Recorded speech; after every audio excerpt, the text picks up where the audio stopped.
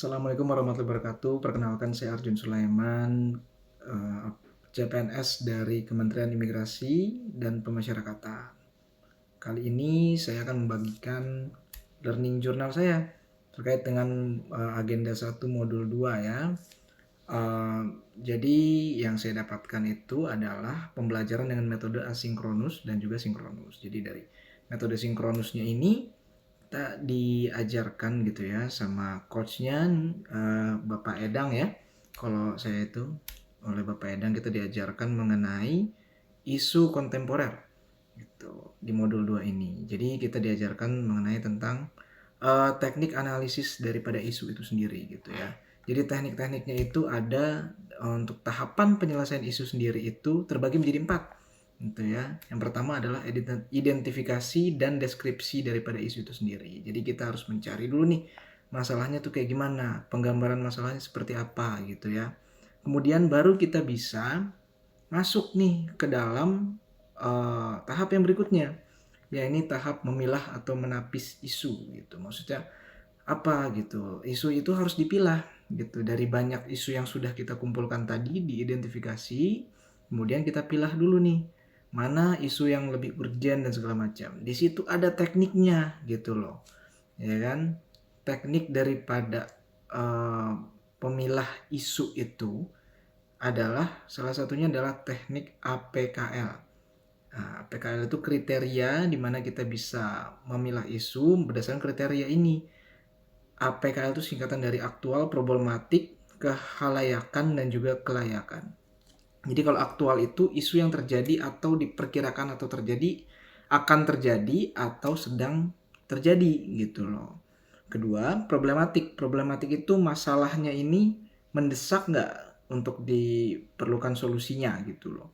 Kemudian ada kehalayakan. Kehalayakan ini kita harus melihat bahwasannya suatu masalah ini bersangkutan dengan kepentingan umum atau hajat hidup orang banyak gitu sehingga menjadi urgent. Kemudian kelayakan, jadi masalah ini layak nggak untuk dicarikan solusinya, logis nggak, pantas nggak, sesuai dengan realitas nggak gitu. Kemudian selain daripada teknik APKL ada juga namanya teknik USG gitu. Teknik USG ini adalah suatu kriteria untuk menentukan atau memilah isu. Kriteria yang pertama adalah urgensi. Jadi dilihat dulu urgensi daripada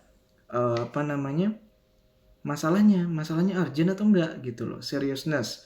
Apakah masalahnya itu serius dikaitkan dengan sebab akibat dan akibat yang ditimbulkannya ini serius atau enggak gitu loh. Kemudian ada growth gitu. Growth itu artinya kan pertumbuhan. Jadi eskalasi daripada masalah ini kalau dibiarkan atau tidak ditangani itu sebagai mestinya akan berkemungkinan memburuk enggak gitu loh. Itu USG gitu loh. Kemudian kita bisa masuk lagi nih ke dalam tahap ketiga. Tahap ketiga itu adalah mendalami isu gitu. Jadi mendalami isu itu bisa dilakukan dengan salah satunya adalah teknik fishbone gitu loh, fishbone diagram. Jadi bisa menggunakan diagram tulang ikan gitu. Nanti di kepala ikannya itu adalah masalahnya nih, masalah-masalahnya. Nah, nanti kita akan bedah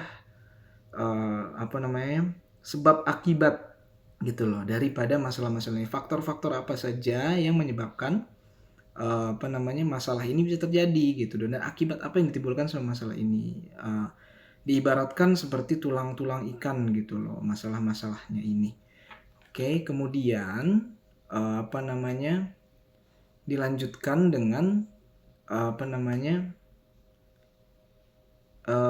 yang berikutnya nih.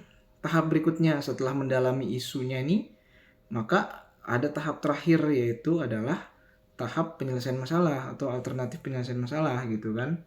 Tahap terakhir ini kita bisa melihat dari tabel atau teorinya MC Namara gitu. Jadi dia melihat alternatif strateginya itu kita susun dulu beberapa alternatif strategi.